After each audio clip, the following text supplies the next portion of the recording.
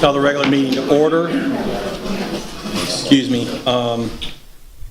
This is a public hearing of the Livingston Parish Council, Thursday, July 13th, 2017.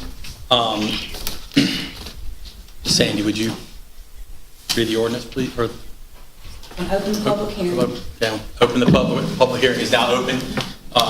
Won't be any discussion from the audience or from the. And we're going to go ahead and have you read it by title first. Okay. These two ordinances are for the public hearing is now open for July 13, 2017. The first one is proposed ordinance 17-24. This is an ordinance setting the millage rates as adjusted for the tax year 2017. Let me read the second one too. I didn't do the second one. The second proposed ordinance for adoption for tonight's meeting is ordinance number 17-25. This is an ordinance to amend section 9-223, identification of caskets, interment, and promulgation of rules. Any discussion from the audience? Any discussion from the council? Public meeting is now closed. All right, so now we can open the regular meeting. Would we all stand? Miss Sandy, would you the invitation, please? Heavenly Father, Lord, we're just so glad that we're able to meet here tonight and the freedom in which we stand on this ground. Lord, we pray that you would be with Councilman Buddy Mency's family and give them peace, Lord, during this time that they're in grief. And Lord, we're just so thankful for the time that we had with Mr. Buddy Mency. He was truly precious here on the council. Lord, we pray that you would be here with the council members that are seated. Lord, that you would guide them, direct them, and give them wisdom and knowledge and discernment, Lord, to make good decisions for the people that they represent in our great parish. Lord, we pray for our parish president, Mr. Lake Riggs. We also pray for our legal counsel, Mr. Chris Moody, that you would guide them as well. Lord, we live in such a wonderful, wonderful parish. Lord, we just give you all the praise, Lord, because you alone are worthy. And it's in Jesus' name we pray. Amen. Amen. Mr. King, lead us in the pledge. I pledge allegiance to the flag of the United States of America and to the republic for which it stands, one nation, under God, indivisible, with liberty and justice for all. Thank you, Miss Sandy. Miss Sandy, would you call the roll? Mr. Ard. Here. Mr. Wascom. Here. Mr. Girlinghouse. Here. Mr. King. Here. Mr. Harris. Here. Mr. Talbert. Here. Mr. Lobel. Here. Mr. Averett. Mr. Mack. Here. Item 5, I'd like to take this time to remind everybody to please put your cell phones on silent or turn them off. I actually remembered to do that before I actually said that tonight. So, item 7 is presentation. Mr. Wascom, I believe you had something you wanted to present. Yes, thank you, Mr. Girlinghouse. I'll do that right now. I'm gonna come down to the front for a second. Make this possible. What I'd like to do is invite a couple young men up here, Mr. Joshua Ballard and Mr. Alfonso. Am I correct? Good. I would like to take just a moment and tell you a little bit about these two young men. There's over 2.7 million youth today that are in scouting. And of that, there's like only 4% that join the scouts make it to Eagle Scout.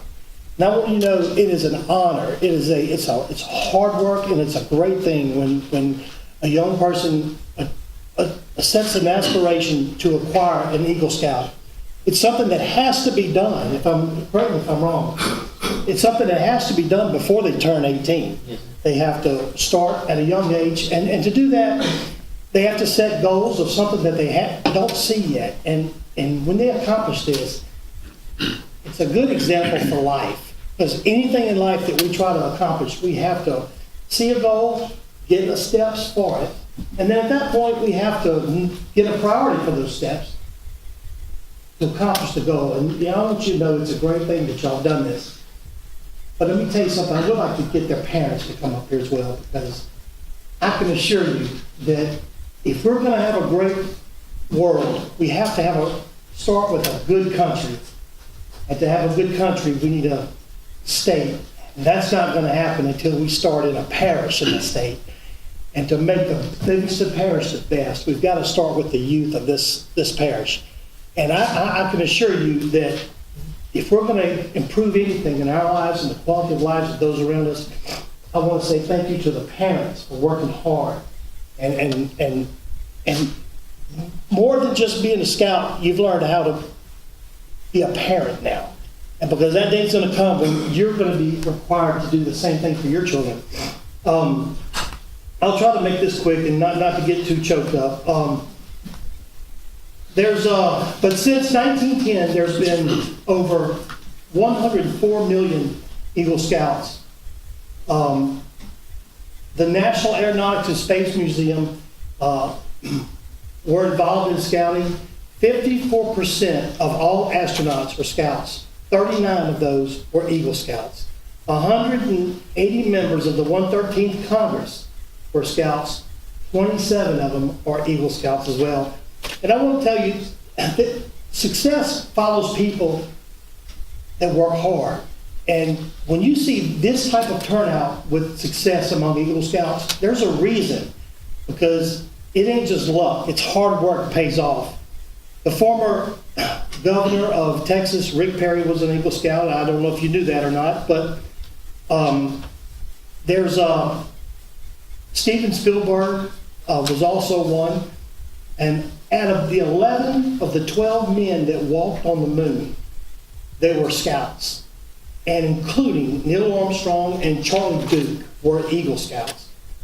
President Ford, President Gerald Ford said, "I can say without hesitation, because of scouting principles, I know I was a better athlete, a better naval officer, and I was a better congressman, and I was a better prepared president." So I'm going to try to fly through some of these little badges here. Joshua, real quick, and I believe you have to have, how many badges is it to get an Eagle Scout? 21.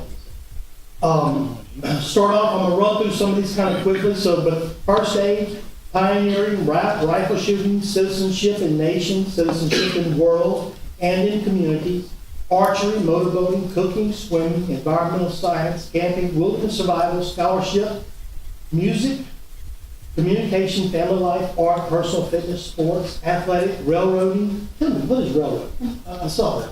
It's when we did it, I did it at a summer camp in Georgia. It was Camp Woodruff, and you just go over different ways and like the history behind railroading and how to do it yourself if need be. Okay. And fingerprinting, salesmanship, movie making, emergency preparedness, search and rescue, disabilities awareness, personal management, law, reading, and fire safety.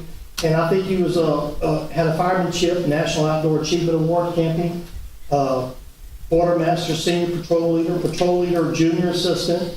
Has over 100 hours a year for 3 consecutive years of service hours to the Special Olympics as a unified party. And what a great accomplishment in his last years. And Mr. Carter Alfonso. Carter is from Holden, Louisiana, and with the Cub Scouts as a Tiger Cub when he was 6 years old. His journey through scouting took 9 years and recently received the rank of Eagle Scout at the age of 15 years old on May 13, 2017. His Eagle Project, Carter managed building 5 additional benches for the car rider area in Holden. Carter holds the position of chaplain's aide as his leadership position for the troop has taken responsibilities as the chaplain as well.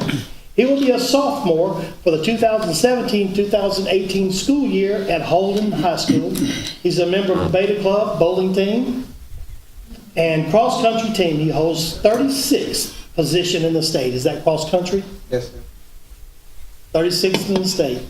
Thank you so much. That's fantastic. He's finished his freshman year with something that I don't think nobody did this, but maybe Scooter King. Oh, wait a minute. He finished with a 4.0 average in his freshman year. Oh, I'm sorry, Scooter. Oh, man. You got it half right. Carter also takes guitar lessons at his church and is very involved in the youth group. And I'd like to add that Carter did all this while his house was being flooded in 2017. Got rescued from his home, and then, of course, he had to go to a safe place, but he got flooded there too. And then had to go to another place, and of course, he got flooded too. So I think he had to be rescued 3 times. But I would like to present these 2 certificates from the Livingston Parish Council and to tell y'all what an honor it is to have y'all working hard for this parish and for your family. The Livingston Parish Council is proud to present this certificate of achievement to an accomplished Eagle Scout, Mr. Joshua Ballard. Congratulations.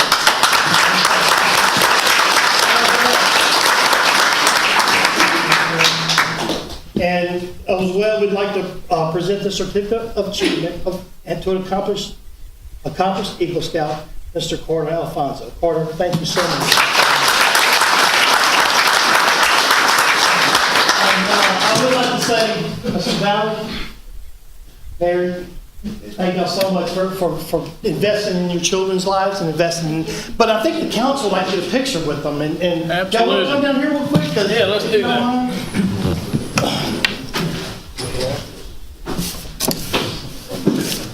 Well, no, don't stay here with us if you would. I mean, I'm good. How are you? come on in. Come on in. Just put your hand behind us, okay? Oh, I'll be behind the podium. I'm just standing back here. Oh, wait. Mr. Sandy, would you take this picture, please? No, that's your turn.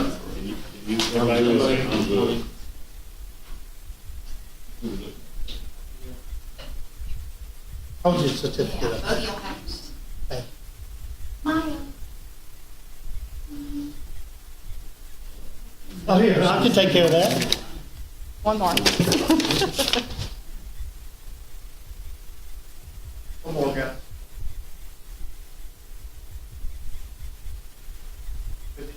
All right, thank y'all so much. Thank you, guys.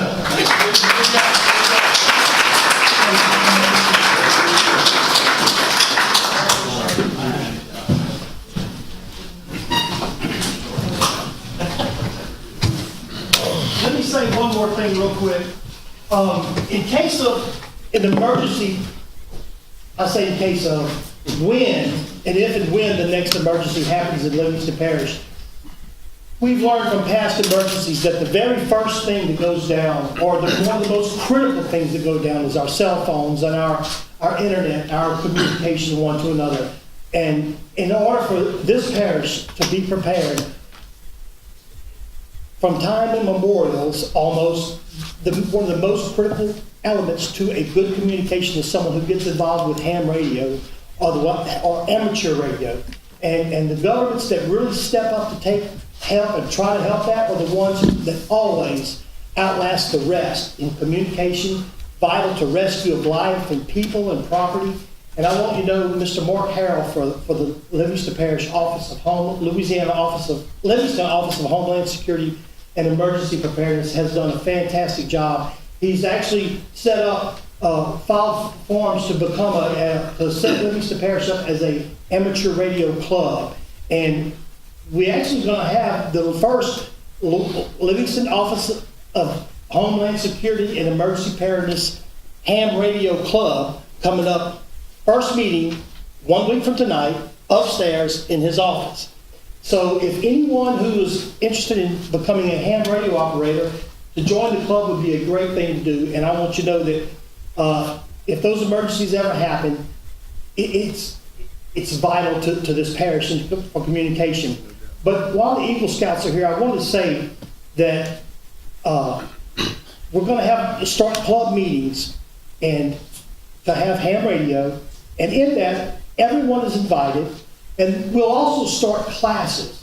Ham radio is not just for emergency, but it's a great avenue for the Eagle Scouts and for youngsters, young ones, and adults as well to learn. You learn a lot about radio, AM, FM, single sideband, You'll learn about packet, which is like internet over the ham radio, how to string up wire in trees and communicate around the world using the ionosphere to bounce radio signals off so it covers the contour of the earth. You'll also learn about how to bounce radio signals off of the moon as they come back and hit the earth, and then as the moon changes, the footprint of who you could communicate with follows that. It's just the science and the math of ham radio is fantastic. And I assure you, it'll be with your children and yourself from then on. And Martin is really committed to making Livingston Parish. And if you'll put that map on the screen real quick, if you'll notice Livingston Parish, we have a repeater that he's hitting up for Livingston Parish. So with a radio like this right here, anywhere in the parish, you could communicate from a radio just like this. And when we start classes, we're going to offer classes in the first 10 youth that come to the class, get their license with the FCC. I personally am going to purchase a radio dual band transceiver and give it to every child that, for the first 10 for sure, that will get their license, their FCC ham radio license. And I think we've got other sponsors that are willing to put more up too. So we're going to really get this parish, get the youth involved, and get people involved, so if emergencies ever happen again, we'll have eyes and ears throughout the parish to make response for problems that come up. So, Mark, I'd like to challenge the council members to really go ahead and get your ham radio license and stuff. But Mark, but thanks again for all you've done for this. I challenge each one of y'all, if you would, to counter his offer. If each one of y'all would sponsor 10 kids once they get their license. I'll do that. We're talking about $29 radio. Well, I was thinking about going and getting one free from John.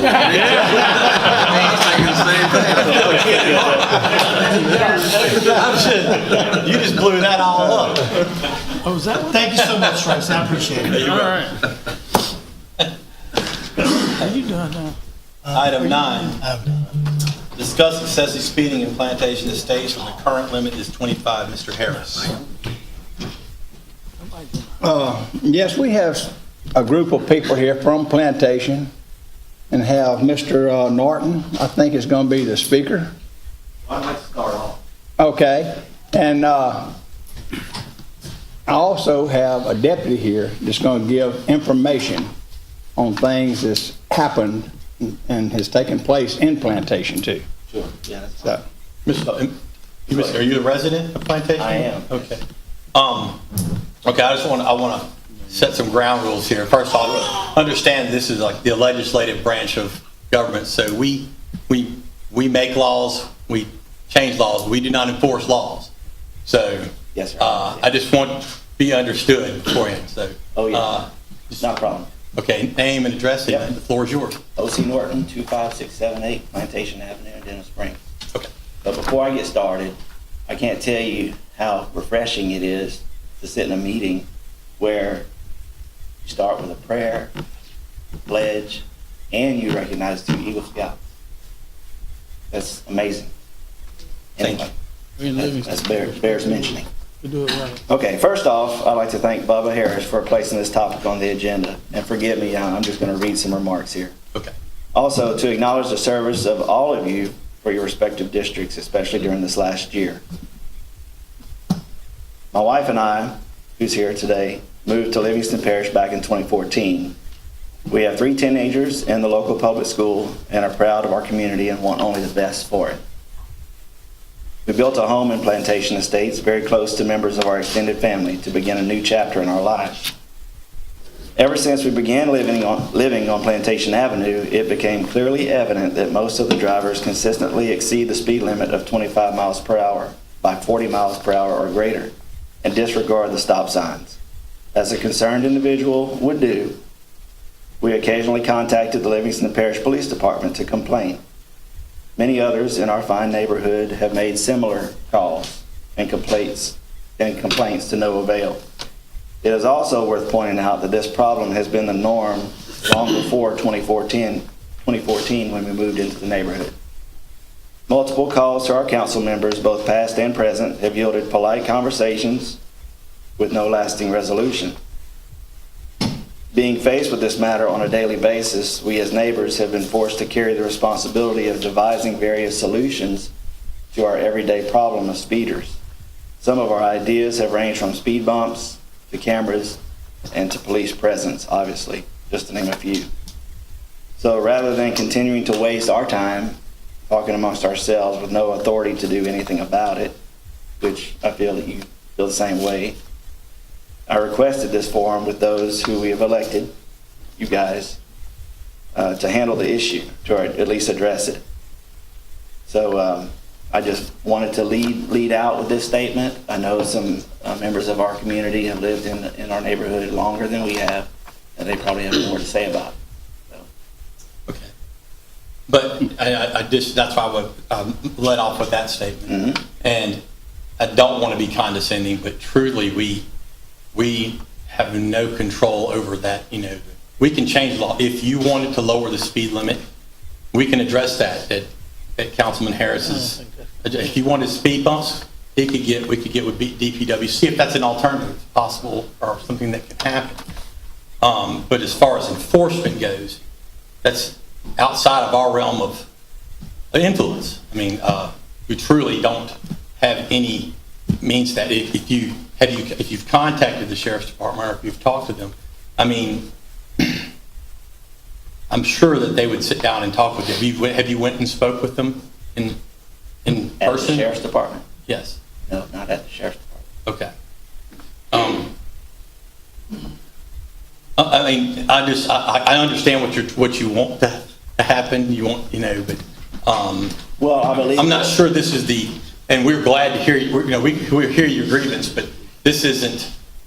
This body can't really act on any of that, and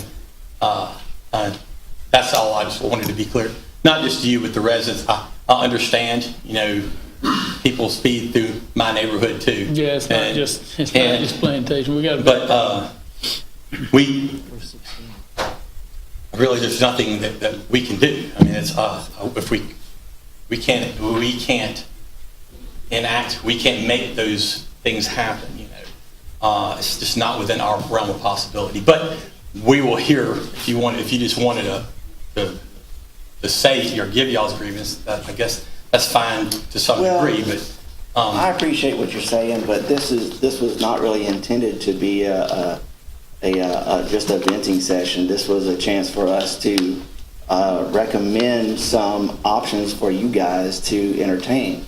okay, You know, you certainly have the power to pave roads, correct? yes, sir. Right, you just did mine. Some. You just did mine. So we're asking for controls, not police presence. You know, if you listen to what I said cameras, speed bumps, and other things like that. You know, those are the things some of the things that we think could control the speeders in our subdivision. You know, if we thought that the only solution was police presence, I wouldn't be talking to you guys. Well, it's just the way the item was written was vague in that regard. So, all right, thank you, sir. Okay. You got some more people. Sure. Yeah, sure. Can I say something, Yes, please? sir. Okay. Absolutely. I've talked to a lot of the residents in Plantation, and we went over these same issues before, you know. And I've got with the sheriff's department, and we have a deputy here that's going to read out some things that they've done in the plantation estates. Not all of them concern speeding, but they're there. You know, that's the main thing. And I'm going to have Officer Mike Irwin, if you don't mind, to get up and... Well, there were others that had something to say about this. I mean, they could. You want to let You them? want They you want won't be, Mike? yeah, they won't That's be fine. competing I mean, verbatim. yeah, we can. They can speak, but they can speak first. That's Okay. fine. Yeah, I appreciate Okay. that. All right. Yeah, thank you. Good evening. Good evening. I'm Buford Elliott, 25909 Plantation Avenue. I've been a resident there for 25 years. Some of you know me, some of you don't. Hope that you'll all get to know me. We're looking for resolution for this problem. We're looking for solutions for this problem. I know personally for years, I have contacted the Sheriff's Department. I'm sure there's records of that. And they have responded, okay? But we're looking for solutions to the problem. We're not asking for 24-hour Sheriff's Department service, but we are looking for some help. We do have solutions, and we would appreciate it if we can get on another agenda to present those to you. Absolutely. Mr. Harris, Okay. members, Sure. Yes, sir. Yeah. thank you. Thanks, Sir, Mr. Dale. thank you, sir. Anyone else?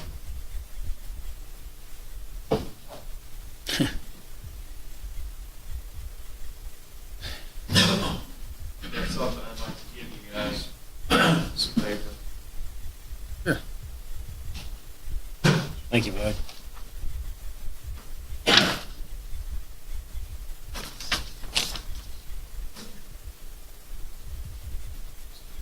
Yeah, that'd be fine.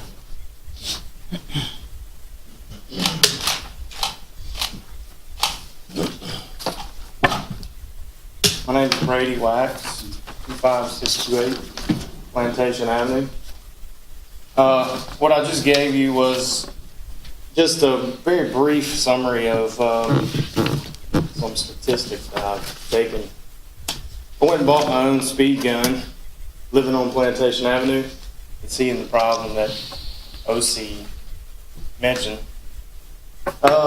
There's a quarter-mile stretch there between Hermitage and Longwood, which is where I live. And on a random Saturday, I sat in the front yard and I radared 170 vehicles in just a couple hours, kind of off and on. And I think the staggering statistic here is that 87% were going over 25 miles an hour. That means 13% were actually doing the speed limit or less. If you drop down to the bottom statistic, 14% were going over 40 miles an hour. So that means more people were traveling over 40 miles an hour, which is almost what Highway 16 is in some places, over what Highway 16 is in some places in our neighborhood. So I think I'd like to just reiterate what Mr. Elliott said. We're asking for y'all's help. You are a legislative body. You have the authority to appropriate funds, which I know everybody's always short on. You have the authority to hear solutions that may not need to appropriate funds, solutions that may even be able to bring funding in. I know other places in the state, across the country, have implemented other ideas, different ideas. A lot of them work. Some of them don't. Some of them cost a lot of money. Some of them make money. So I'd like all of you to entertain our suggestion and agree to at least entertain some future solution that you guys can implement. Yes, sir. Can I make a comment to Mr. White? Yeah, absolutely. You know, I've talked to the state about lowering some speed limits on some state highways. And in my conversation with them, if they looked at this, they would probably say that the speed limit on the road is too low. I mean, I'm not arguing, with that, whatever, but when 70% of the drivers drive between 30 and 35, then the speed limit probably needs to be between 30 and 35. I'm not saying that's the solution to the problem. I'm just telling you from a statistical point of view, when you look at how they determine what speeds on highways are, if you think the speed limit is 45 is too slow or too fast and you want to lower it, they're going to go tell you that the majority of the people drive 45 and lowering the speed limit makes it more dangerous than. Right.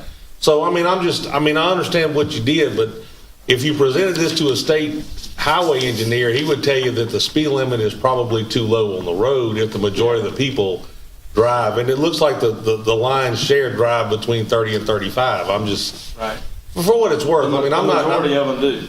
Yeah. And I would agree with what you're saying in most locations that there are other options for kids to play on sidewalks and not in the road. And I don't agree that that lowering the speed limit would be a solution. I would Well, I mean, 100% agree with you with that. But, other options such as a digital speed display, implement something that the law of guilt, which isn't from a governing authority, but the simple things like a digital display that remind drivers how fast they are going and that there are kids in the neighborhood, Yeah, because you tend to forget in today's world, you'd be driving along and go, oh my goodness, I can't believe I'm doing that. Has there ever been one placed there? What's that? One of those portable Temporary? speed, has there ever been one? Not Never had. permanently. Would it be helpful if maybe we sent a letter to the sheriff, maybe asking him to put one there for a I've short while? personally I spoken mean, with Jason R. about this, and to my understanding, they lost all of their Oh, they digital probably did. displays. Oh, But- Yeah. flood? Yeah. But, and I'm not talking about temporary solutions here that Right. remind people for the weekend. I'm talking about permanent solutions and not just our neighborhood. Talking about parish-wide program that we can implement to slow down drivers, because it's not just us. There's online forums. Every neighborhood that I know of Yeah. has the same problem. So this isn't just a Plantation Avenue issue. This is a parish-wide issue. I'd like to ask one more question. Do you have a homeowners association? Yes. We have what's considered a civic association. Okay. It's pretty active? Not very active. I was thinking if maybe y'all had some type of funding mechanism, maybe we could see about trying to acquire one of those Yeah. speed. And that's why I want to make it very clear that Things. this is not a Plantation Estates specific problem, as you all Oh, know. we know. No, It's- the problem exists in Oak Hills. Everywhere. My Everywhere. request would be that you guys agree to implement some kind of program to help reduce speeding in all neighborhoods. Mr. Chairman, would it be possible if we, in the future, as things, maybe we could have a committee to study this type of thing in the whole parish and come back with recommendations of things that we could possibly address on the federal level as a parish to control speeding? I don't know how that would work. Guess I that, mean, you know what I mean? Like you the, can have a committee, yeah. but I mean, certainly you know that nobody wants to slow Nobody this down buying- more than the sheriff's department. Right.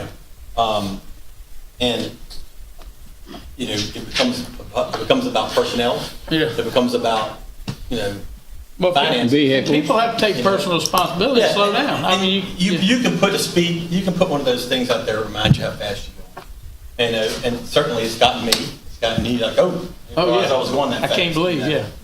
But you also know there's a whole demographic of That doesn't- teenagers or whatever. They're just, And I'll say one more thing, if I, Mr. go Chairman. ahead. When I was on the city council, we had neighborhood watches and people would show up and complain. So we put the police out there, and the person who complained the most was the first person that got the ticket. And I guess what I'm saying is that's not a through traffic neighborhood. I wouldn't think most of it's not. So most people traveling that road probably live somewhere in that neighborhood. So if you could start a little network talking to people and say, look, tell your kid to slow down. And I mean, we might pack a pretty big stick. Now, I'm not trying to take stuff away from us, but it's just things I've learned over time.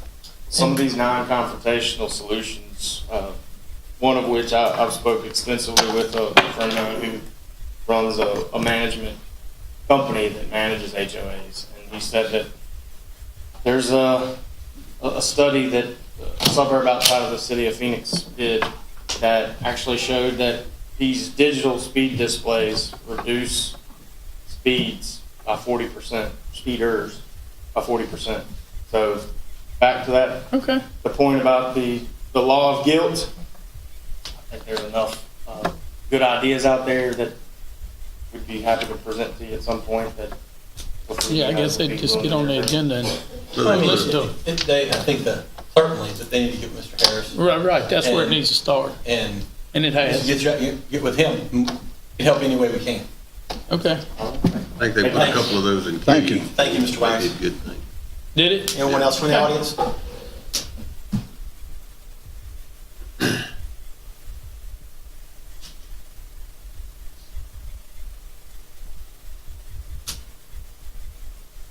My name is Melanie Norton. I live at 25678 Plantation Avenue. My husband is OC, and so this is, I just decided that I would just kind of share a part of my own experience because I'm a stay-at-home mom. Even though we have 3 teenagers, I still find it very important to be at home when they're there. And so I see things during the day, all day long. I'm at home. I see, my home faces Plantation Avenue. And so I witnessed quite a few things that happen in our neighborhood. And it's been quite frustrating for me to know that this has been an issue before we moved here, and it continues to be an issue, and we can't seem to find any resolution. So I'm hoping that tonight, through all of us showing up, that we will hopefully come to some sort of resolution. Y'all can give us some counsel, or you can give us some form of authority so that we can take care of our neighborhood, because we're not looking for you to do it for us. We don't mind taking the responsibility to do it ourselves. So let me just, I'm just going to read what I have because I get nervous. Okay, take your time. So when we first began to notice the high number of speeders in our neighborhood, we started off by calling the Sheriff's Department to express our concern over speeding on Plantation Avenue. And after several calls with no action, we eventually quit making calls because it didn't seem to do any good. We have 2 driveways. We even offered, for a unit to come and sit in our second driveway. It would be in the shade. I mean, it's like, we were trying to be as accommodating as possible in hopes that we could have something done. We've talked to past and current council members about this problem, and it seems that it's not their problem since they don't have to live with it with this issue on a daily basis. And I know that Brady gave y'all statistics, but I can tell you that the speed limits through there are excessive. I mean, 40 miles an hour is a slow day for us. It is my opinion that this is basically a laughable matter to everyone but those of us who have to live on the main drag, Plantation Avenue in Plantation Estates. The side streets don't suffer as much because some of them are dead ends and others have sharp curves, but that main stretch there is an issue. I walk every day. I do it for my health, but I also just enjoy being outside. But I walk every day in our neighborhood at 5:30 in the morning in the dark because that's when it's the safest for me. And I can't tell you how many times that I've had to get out of the street in order not to be hit by a speeding driver. I've been pushed off the road and injured due to a speeding, texting person. And some of these drivers that exceed the speed limit are 2 police officers who fly through our neighborhood to get home. They live in our neighborhood. They exceed the speed limit. It's maddening to have to deal with this on a daily basis. It's a daily trial to retrieve our mail from our mailbox. It's a perilous event. Rolling out the trash without being sideswiped by oncoming traffic is a miracle. If mowing or weed eating needs to be done, it's not without another set of watchful eyes to warn the working family member of impending death. Our pets aren't safe. Our kids aren't safe. Families can't go out and enjoy a bike ride. I mean, okay, so stay off the road. But I mean, so simple things that you do in your yard are even dangerous for your health.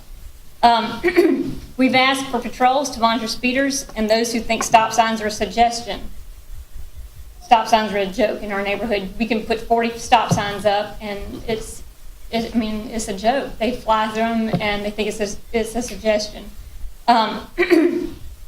So we've asked for patrols, and we have not received that. And then we asked for speed bumps, but we were told that they weren't allowed due to the parish possibly being held responsible if someone damages their car or gets injured. So my question is, does this mean that the parish is responsible for damages and injuries done to those of us who suffer due to the speeders, since we keep asking for help in this matter, for some form of accountability, and we are not receiving? The speeding issue is definitely coming to a head in our neighborhood. It's been discussed, and there are many neighbors who are so frustrated. There's been talk of taking matters into our own hands. And I know that place sounds foolish and it sounds immature, and yet, what do you do whenever you get to a place where you have nowhere else to turn? And so that's why we're here tonight. We have nowhere else to turn. We're asking for help. We're looking for a solution. We just need authority to do something on our own street. I know that Brady Brady talked about our HOA, and it's not very active, and that's true. But there are those of us who are so fed up and so frustrated with it. We would sponsor, there are some of us who would sponsor having a speed bump put in front of our house just to slow people down. I mean, I'd pay for that. I'd do it in a heartbeat if y'all would give me permission to, but I don't think I have the permission to because I've been told that I can't do it. If we need to do other things, we're looking for a way to manage this situation before one of our kids gets killed, before we lose another pet, before we have to pay for another mailbox because somebody sideswiped another one and took it out again. I mean, so we're desperate for y'all's help. We're desperate for any type of resolution that we can get from either this meeting or another meeting at some point in time. So I thank you for listening. And Thank you. Chris, it's not illegal for us to put a speed bump. We have chosen not to do it in the past because we're afraid of liability, or? There's a lot of study about speed bumps. You are allowed to do them, but most traffic engineers only suggest that as a real last resort because there are all kinds of other issues that come about when you put speed bumps in. You know, it retards the progress of an ambulance or fire truck, and you know, it just becomes another maintenance issue for you. So it's a viable option, but it should be the last resort. Well, I've been to other places that have like long. I mean, they're not like little bumps. Wide, no, these things are like 8 or 10 foot long, and it's a gradual slope, and it's kind of elevated so that you need to slow down, but it's not so. You know, such a radical deal, and it's got a lot of striping on the road prior to and behind it.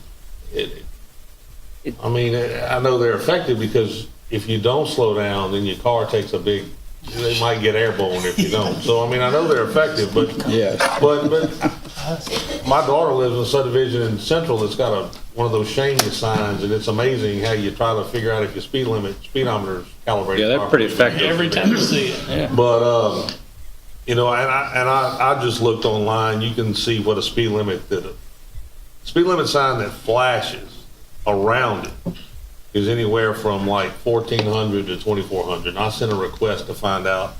They make a deal that just hangs under a thing that if you exceed, they don't give you. You can't get the cost of those online. You can request information and they'll send you a quote. But I mean, it might be something that, you know, that we could look at to figure out what the costs are and then figure out if that's something to do. But so there technically is not anything prohibiting us from putting a speed bump if we. So my question is I've heard that. I'm sorry. There's no state or local law. Okay. You know. What is the liability associated with that for the parish? Do we know that? Because I've heard that comment before. I had a constituent that wanted to put a speed bump on the road. You know, sheriff's department's doing all they can. You know, they had written several tickets and all that kind of stuff, but the people just had refused to slow down. So, what is the liability associated with putting one of those speed bumps if somebody was to get in an accident? I mean, is that in court? I'm not so sure it's any more than not policing the speed limit when you know there have been accidents and with injuries. So you just have to be careful it's done right and done to standards. So ordinarily this is an engineering decision. You know, you don't let the residents who happen to live in a stretch make that decision. It needs to be done on a rational engineering basis and something that would be sustainable across the parish, because if you put them one place, you need to be prepared to have the next subdivision be willing to give them one too. So that's been the concern of prior Did you see any statistics on how they help? Well, I was reading when you put it in, they came up with they talked about the calming effect of those things on people and people sometimes just they're thinking about what they got to do when they go to the store. They're thinking about what they do when they go to work, and they don't really pay attention to how fast. And you tend to drive on what the road will bear without respect to who lives on it. So if you're on a curvy road, you tend to drive slower. If you're on a straight road, you tend to drive faster because the road, it's safe to drive those speeds with those road conditions. And you don't tend to think about what's around the road, the people or the proximity of the home. So consequently, if you're not made aware, you tend to drive to the condition of the road. And so the overlay probably didn't help your matter any. So, but I was gonna say that. Before, when they had the potholes and everything, the traffic was The slower. further believe you me. go north of 25 miles an hour, the less likely, no matter what you do, that person's going to care. You got somebody going 50 through there. Right. Certainly the speed bump would probably care about that, but my subdivision's got like 2 really long straight roads. So in an effort to try to slow people down, we put a stop sign at every intersection. And you've heard this conversation before, we talk about adding stop signs. I'm not sure we didn't make the matters worse, because what used to have one person used to stop and the other people went, just barreling on through. Now you create a 3-way stop, and one person stops and think the other car's gonna stop, and that person continues to barrel. So, I found from past experience that hadn't exactly solved the problem. But look, it's not, as we build these subdivisions, that we end up with 4th, 5th, and 6th filings and 7 filings and 1 entrance, and people drive 5 minutes from the back of their subdivision to get to where they're, the highway to leave. They do. The speeds get excessive, so it probably isn't something that, it's probably all something we ought to consider, trying to figure out what some of these costs would be, and then present it to DPW and see if they have some ideas to help maybe solve some of these issues. Oh, yeah, certainly something we can do. I'd like to say this on their behalf. What Frog just mentioned about stop signs at all the intersections, they have that. Every intersection has 3-way stop signs. Some have a 4-way stop sign. It just depends. And what amazes me, and I was sitting in Mr. Elliott's driveway one day. I went by, he had called, I went and talked to him, and as I was backing out, they had a contractor came by. And I'm thinking they was moving a FEMA trailer. That's what it was, because they had a trailer behind them with one of those little buggies on it, They were speeding, flying through there. Well, I backed out and I got behind them. They ran every stop sign from there all the way around to where they were putting the trailer. And they were doing way over 40 miles an hour. Now, that's just, I pulled up there and I said, y'all know y'all ran every stop sign? Oh, no, we didn't either. I said, I beg your pardon. So. Is that what happened to your hand? No, not yet. They just don't argue with Bubba. I think where we need to go from here is, bring your solutions to Mr. Bubba, and then we can address it from there. Yeah. We're generalizations now. Did you have anything else? I think we wanted to have Thank you. I'm gonna have a meeting with them Tuesday? Yes. Okay. I got one Tuesday. Anyone else in the audience? All right, let's let Mr. Mike Irwin say what he's got to say, and let them get on the road. I know they're tired, so. Thank you, Mr. Chairman. Again, my name is Mike Irwin. I'm the Uniform Patrol Commander with the Sheriff's Office. I kind of oversee the day-to-day operations with the office. Mr. Harris asked me to be here tonight and asked me to get some statistics of some activity inside of Plantation Estates. First off, I want you guys to realize we take the speeding in Plantation Estates and all of our subdivisions serious, and we do our best to stop it and keep it under control. This year alone, since January the 1st of this year, we've written a total of 54 citations in Plantation Estates alone. We've responded to 126 calls for service inside of Plantation Estates. Those calls for service could be anything from a 911 call to a burglary to you name it. If they call, we go. When the officers are responding, they're responding in marked police cars. Those police cars have radar, so we're working traffic going in, we're working traffic going out. Again, we take it serious. We're trying. We're doing everything we can possibly do to cut down on the speed. But it's not a problem that is just contained to Plantation Estates. This is all over Livingston Parish, so we have to cover all the subdivisions in the parish. Yes, sir. Well, we thank you, and I know we have over 800 miles of roads in Livingston Parish alone, parish roads. and it's kind of hard to be on every road every day. And so, It's not possible to cover it all. Appreciate that. but appreciate it. Thank Okay, you. and thank you very much. Okay. No further discussion. Only thing I would like to say is, I would like to, well, like I say, I'm gonna have a meeting with them Tuesday night, and we're gonna try to work something out. We're gonna get together on possible, I'm not making any promises, but a possible, maybe a speed bump of some sort, see what we can do. Cool. All right. Just let us know what you find out. And we thank y'all very much. Appreciate it, guys.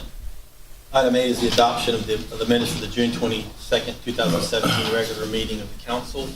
I need a motion to accept. Motion by Mr. Ard. Second. Oh. Second by Mr. King.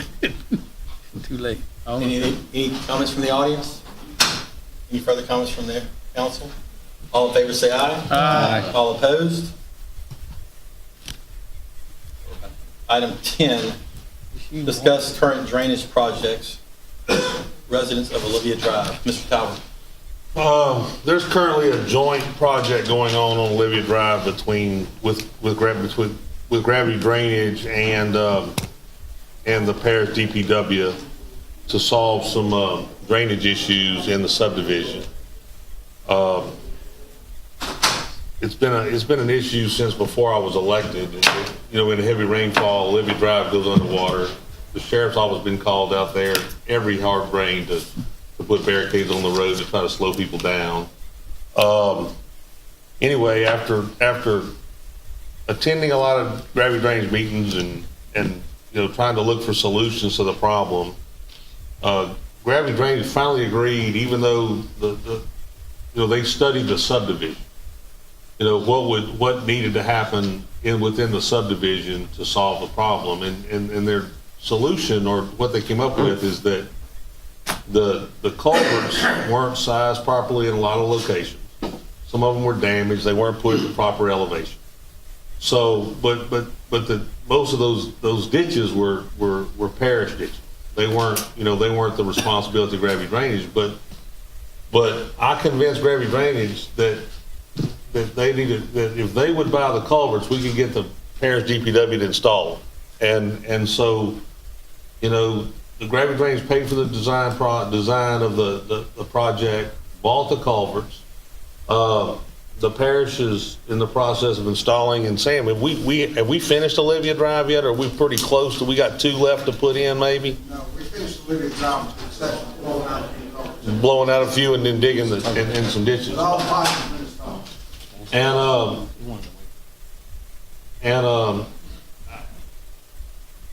But in the process, some people who had 12-inch culverts now have 36-inch culverts. And so their ditches are big, and there's some residents that aren't very happy about that. They requested a forum to speak, and so we put them on the agenda tonight so that they could come voice what complaints they had, so here we are. I'm not sure who's here or who's not here, but the forum's open to residents of Olivia that have some concern about what's transpired over there. Nobody? Anyone from the audience want to come up? Doesn't look like that they were that concerned. They like your work. That's a good thing. All And I'm gonna tell you what, Good job, Sam. it's worked out really well because we've had some significant rainfalls lately. Some big ones. And the water's actually flowing really well in that area. And I think I went to gravity drainage meeting Monday, and they had their original deal was a commitment to solve the problem, and their engineer recommended that they move over to Cecil and do Cecil Drive also. So they're in the process of, when Sam gets through with that and everything's finished, then we'll be in discussion about when would be a good time to probably move forward and do that work, because it has been successful. And it just shows that when you do have a gravity drainage district and they work with the parish, that you can get a lot of things accomplished. I think you've had some success in and Tracy's had some success in his areas, and You ain't got no distance. it's just something that I know that people get frustrated by them because nothing looks like it happens immediately, but stuff takes time. But if you're persistent and move forward with it, you do see positive results at the end. Yeah, So- Mr. Sam and his crew come out and did an amazing job at Suburban Acres. So, the residents are happy, and I can probably tell you, if you went from a 14-inch culvert to a 36-inch, probably needed. Oh, yeah, I mean, Yeah, you wouldn't just put it there. there's no doubt. Engineering showed it. And there were some people that were really upset, but the engineering showed it. We had I contacted the homeowners association before we did the work. We had a meeting at the library. There were 50-some people that showed up, and, they had some questions, but the lion's share of them, when they left, were excited to know that some of their problems were being resolved, and they can see it now. Maybe that's why this, in the last few weeks, they've seen the rain and seen it. Well, the last 2 days, we've had 3 or 4 inch rains up there. Maybe they went, uh-oh, well, we may not like that big ditch, but it's not coming in my house. Right. So, anyway, so that's a good thing. I'm sorry that nobody showed up. I appreciate y'all letting me put on the agenda. That's okay. Item 11, That's a good Parish thing. President's report. No report. No report? All right. It's good to see you here. Is that a cheap shot? No, it wasn't. I'm just saying, it's good to see you, Parish President. Item 12, Office of Homeland Security and Emergency Preparedness, Mr. Harrell. Oh, we didn't get that lucky with this one. Also good to see you, Mr. Harrell. Mr. Chairman, Council, thank you. And I apologize for not being here for several meetings. I know you missed me. I have. Everyone has. Thank you, Mr. Bubba. Almost everyone. Yes, sir. All right. I love you too. That's why you give me sugar earlier, wasn't it? I'm asking for a resolution tonight on a road in, I think, Mr. Bubba's district, I think it's Whittington, off-system bridge. The state has gracefully agreed to pay for 100% of the construction. The parish is responsible for the engineering, as we always are. And Mr. Sam is working on a deal to make a bypass into another area to get the people out, because it's about a 6-span bridge is what they're proposing to go back with. It's a heavy bridge. So I'm asking for a resolution to move forward with that. I'll offer that resolution. Motion for a resolution by Mr. Harris. I'll second it. Excuse me. Second by Mr. Talbert. Any discussion from the audience? Any further from the council? Ms. Sandy, would you call the vote? Mr. Ard? Yes. Mr. Wascom? Yes. Mr. Girlinghouse? Yes. Mr. King? Yes. Mr. Harris? Yes. Mr. Talbert? Yes. Mr. Lobel? Yes. Mr. Mack? Yes.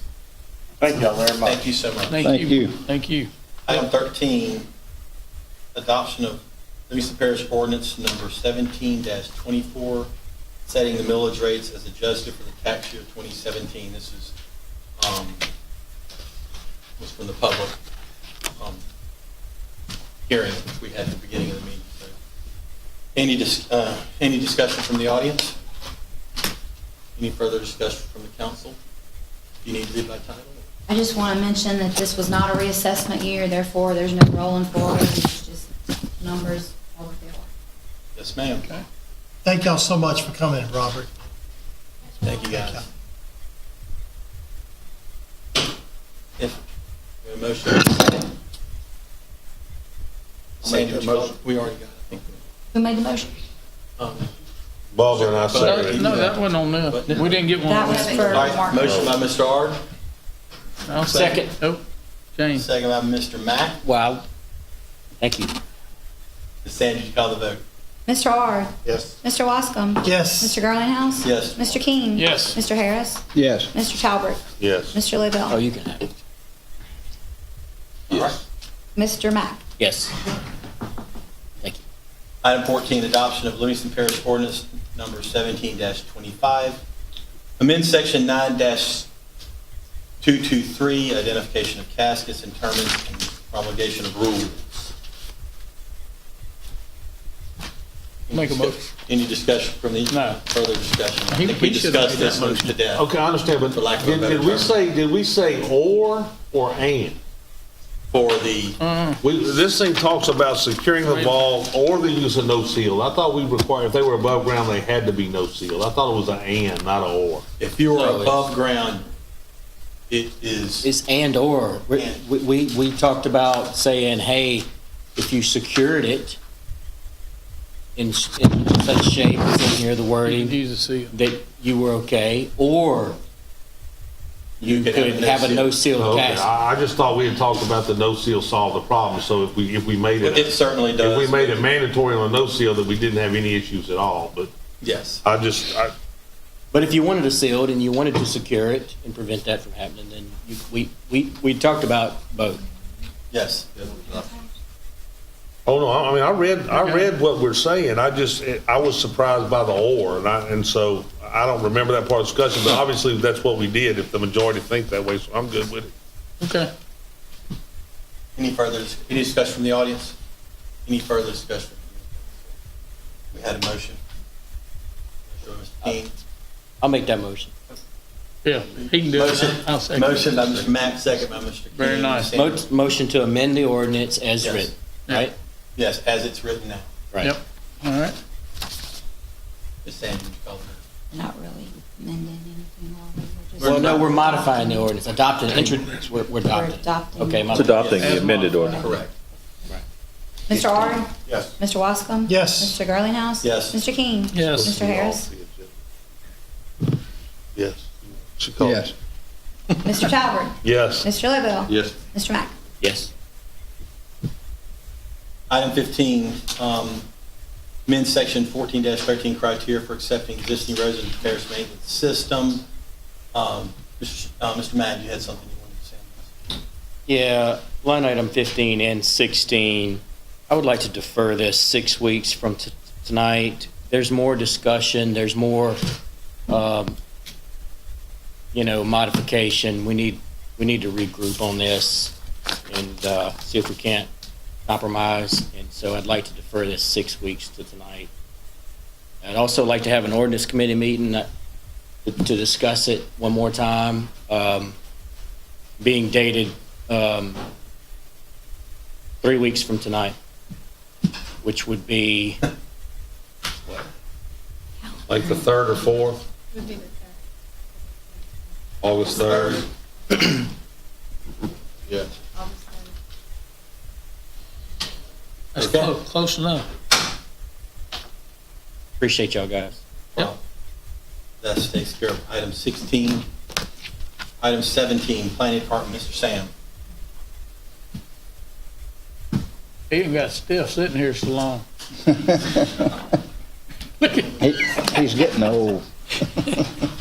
Okay, guys, first on the agenda of the planning department is to rescind Oh, wait, I thought. Livingston Parish Ordinance 17-21, West Carriage Street right-of-way revocation. After further review, the person that was doing the revocation comes to find out that a portion of that property had been sold to the developer/owner of Cedar Gardens. So we have to rescind that ordinance and regroup. Okay. So I'm asking for Ms. Sandy, if she would, to read. This will be proposed ordinance 17-26. This is an ordinance rescinding ordinance 17-21 of the Parish of Livingston and adopted June 8, 2017 concerning the revocation of a 40-foot right-of-way between lots 28 and 38 of Wildwood Subdivision second filing. The public hearing will be at 6 p.m. on July 27th. I need a motion to rescind Livingston Parish ordinance 17-21. Motion by Mr. Wascom, second by Mr. Talbert. All in favor, say aye. Aye. All opposed? Item B. Item B is Allen Place subdivision. We're asking for a resolution. This is in Mr. Gary Talbot's district, to accept the roads and improvements into the maintenance system and to release the $55,950 maintenance bond. Sam, What's it, like one lot left there that's not built, is that? I think so, and I believe that's owned by the developer. I think that, okay. And we did get Gravity Drainage District out there that, you know, they're out there. So everybody's happy with what's going Everybody's on. happy I'll make with that what's motion. Motion by I'll Mr. second. Talbot, second by Mr. Harris. Any discussion from the audience? Road's in good shape. Any further discussion from the council? Mr. Wasson? No. If not, Ms. Sandy, would you call the vote? Mr. Ard? Yes. Mr. Wascom? Yes. Mr. Garlinghouse? Yes. Mr. King? Yes. Mr. Harris? Yes. Mr. Talbot? Yes. Mr. Lobel? Yes. Mr. Mack? Yep. Item C, same situation, Fresh Creek at Greystone. This is in Mr. Bubba Harris's district. We're asking for a resolution to accept the roads and improvements into the maintenance system and to release the bond at $29,999.54 maintenance. Sam, Yes. Do you need to read that, Sandy? Okay. I know the build-out's behind on that thing because of the flood. How did the roads fared Yeah, good the on road's good. We went out there and checked it. But they're about finished with the build. Okay, well, I guess they hadn't sold them all, but yeah, they Haven't were, sold them all. The build out's pretty much finished. okay. I'll offer that motion. I'll second. Motion by Mr. Harris, second by Mr. Talbot. Any discussion from the audience? Any further discussion? Ms. Sandy, would you call the vote? Mr. Ard? Yes. Mr. Wascom? Yes. Mr. Garlinghouse? Yes. Mr. King? Yes. Mr. Harris? Yes. Mr. Talbot? Yes. Mr. Lobel? Yes. Mr. Mack? Yes. Item D. Item D is to name an unnamed road off Buddy Ellis Road as Village Lane located in Mr. Bubba Harris's district and take into the parish maintenance. This is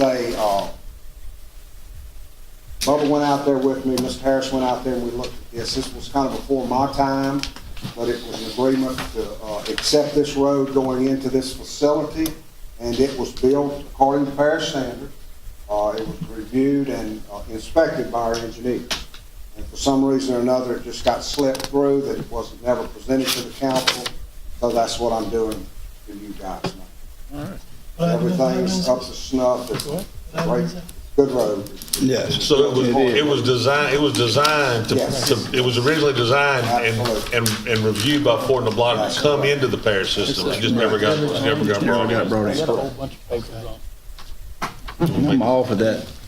Motion by Mr. Harris. Yes. I'll second. Second by Mr. Tower. Any discussion from the audience?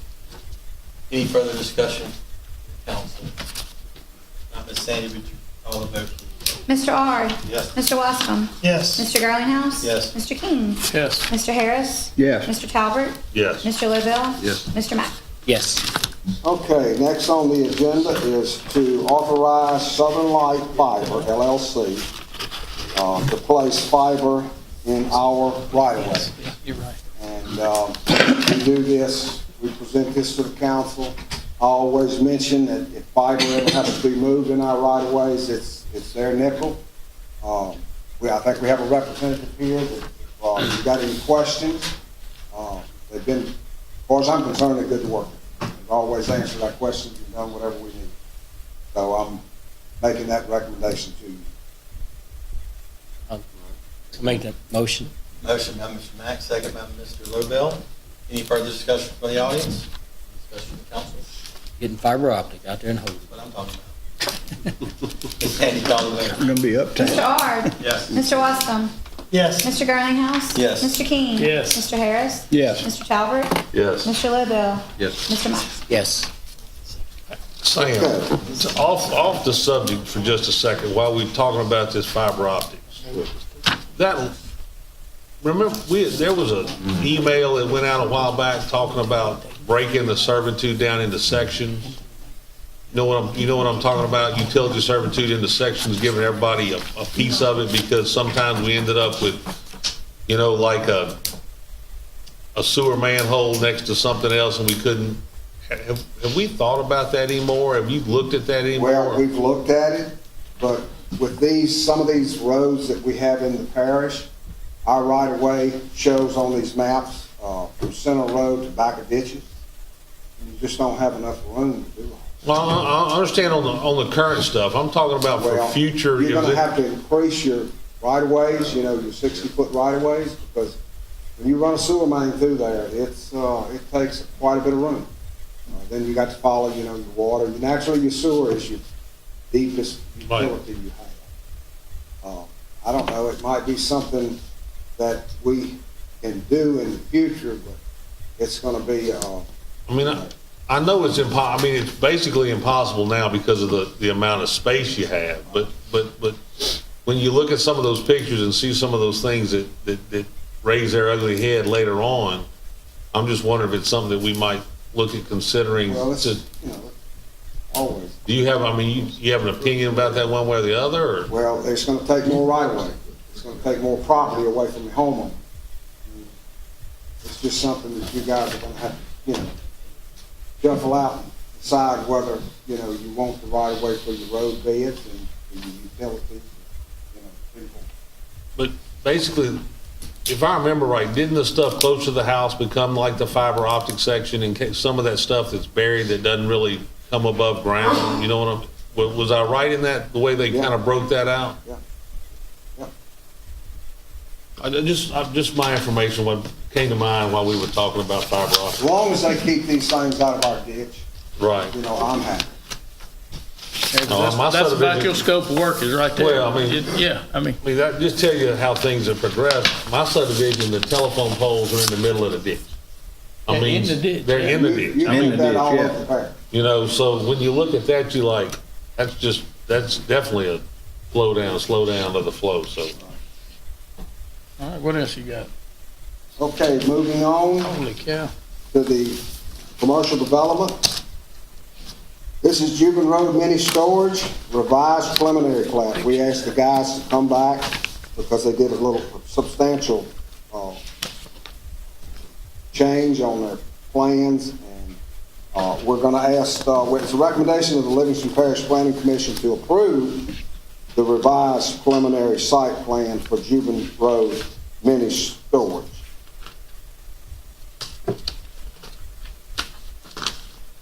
Have a motion? That's in Mr. Bubba's area, I'm sorry. Motion by Mr. Harris, second by Mr. Mack. Any discussion from the audience? Any further discussion from the council? All in favor say aye. Aye. All opposed? Item D. Next on the agenda is also a commercial development, Bethel Worship Center, preliminary site plan. This is in Mr. Shane Mack's district.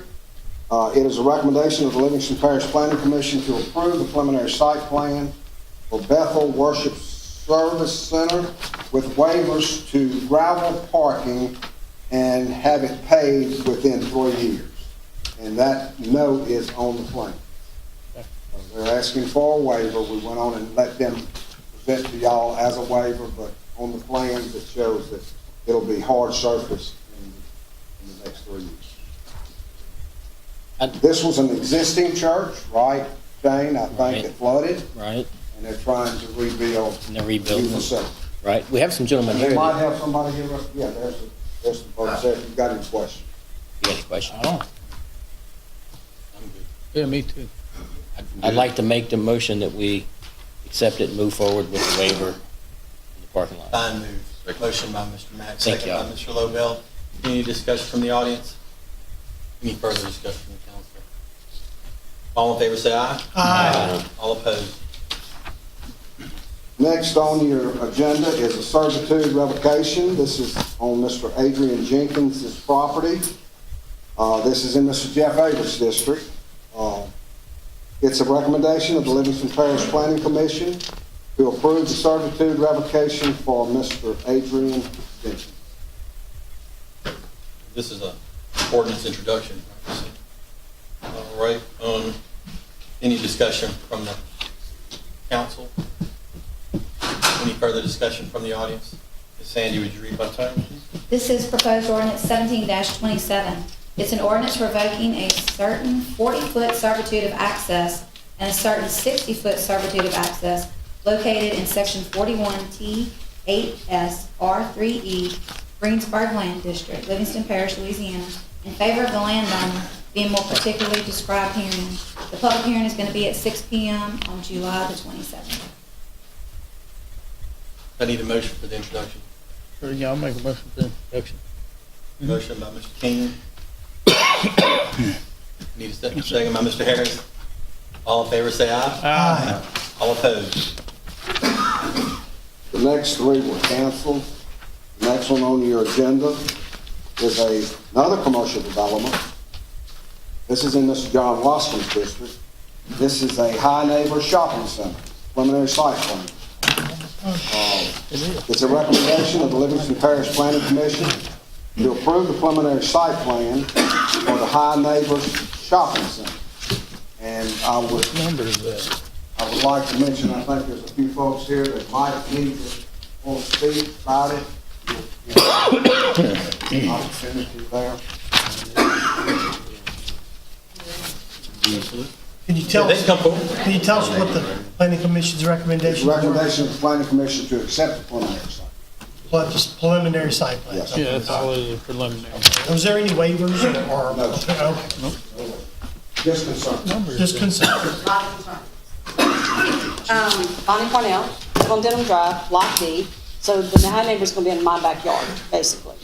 The pond is in my neighbor's yard next, and several of us have concerns about what's going to consist of this development. We've talked to Sean last night at the planning committee.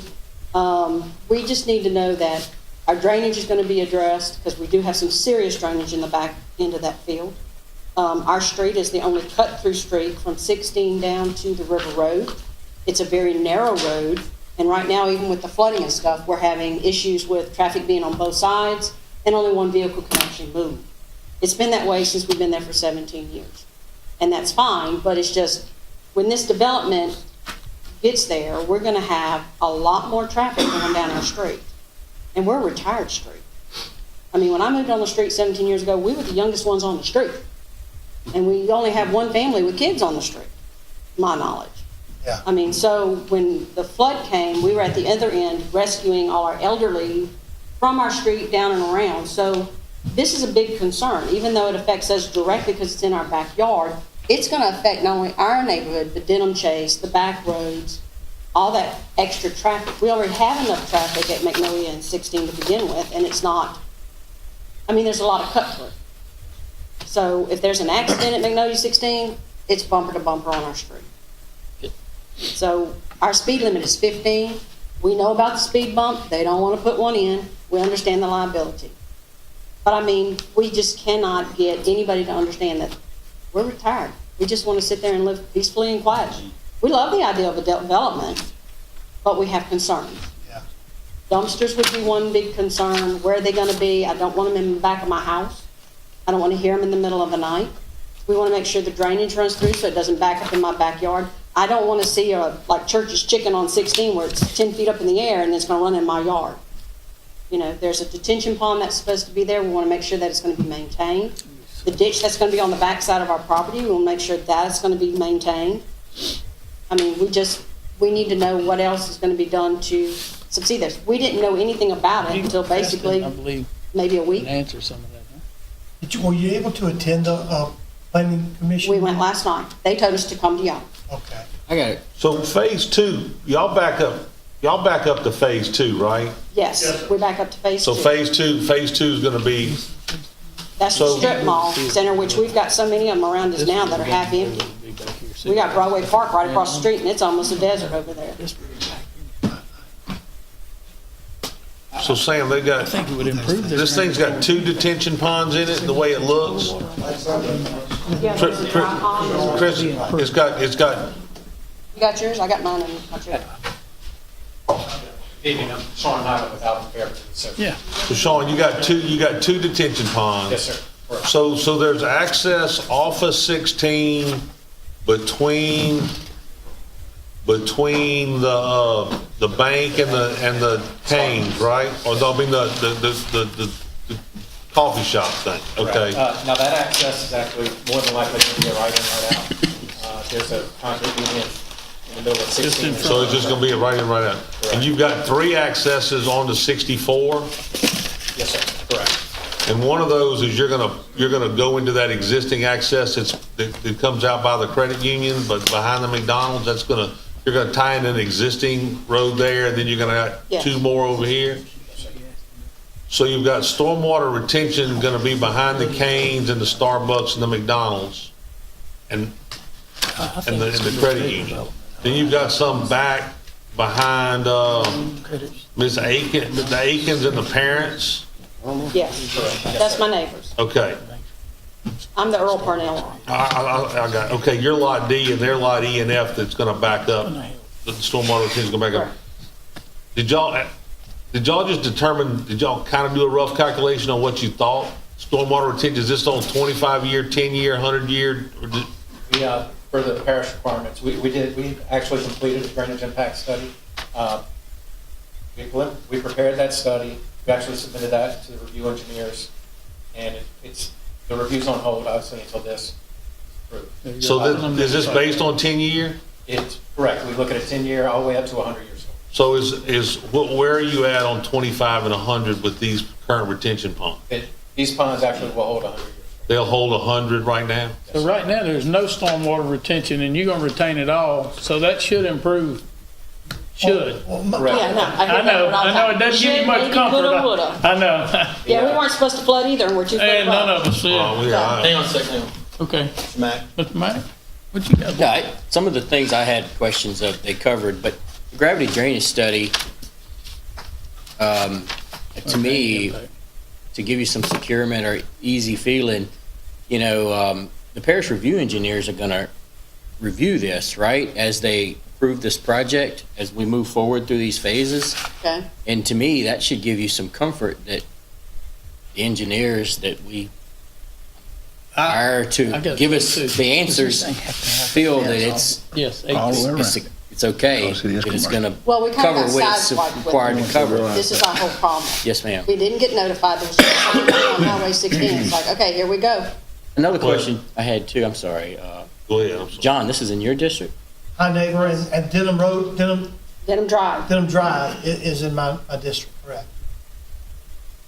Y'all had a chance to go look at that, or? Yeah, I'm waiting to get a word in edgewise. I did email you, but I haven't heard a response. So. Yes, I got your email yet last night. Well, go ahead. No, it's to you. Yeah, Go ahead. I mean, gravity drainage study, does it incorporate the surrounding residences, areas? How far did it capture? I mean, give us a little bit of good feeling that we're gonna be all right. Evaluating the site, we're required to take into account any water that drains onto or away from our site. So there's not a set distance that would go outside the property, but we do look outside the property to make sure that we identify any water that's draining to our property. Okay. The biggest problem with the site in general is flat. It's very flat. There's a couple low spots. Those spots are holding water. As I mentioned, we did the drainage impact study. After the study was complete, I actually got a call from a couple of the neighbors. Mr. Miracle contacted me. We revised the site plan a little bit to add some perimeter ditches along the side that they identified as holding water. And we feel like those improvements would be enough to hopefully resolve all those issues. And you feel like that any surrounding water, as we talked about, will be captured in those ponds, and it should actually improve the drainage in that surrounding area. Head west on 67, right? The natural drainage from Ms. Parnell and them is where? Is it across or is it? It drains to the northwest.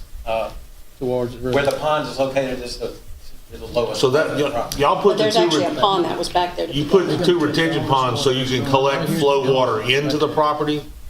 In the back, and in the front is to take the stuff off the parking lot. So basically, the back pond is gonna take everything that would have flowed through the property and hold it. And the front pond is designed to take everything, I assume everything from the concrete forward's gotta go toward the front pond? A majority of it. The ponds are actually connected, so they're connected through subsurface, Okay. right? Right, okay. Where's the overflow on this thing? The weir? It'll be the northwest corner of the pond itself.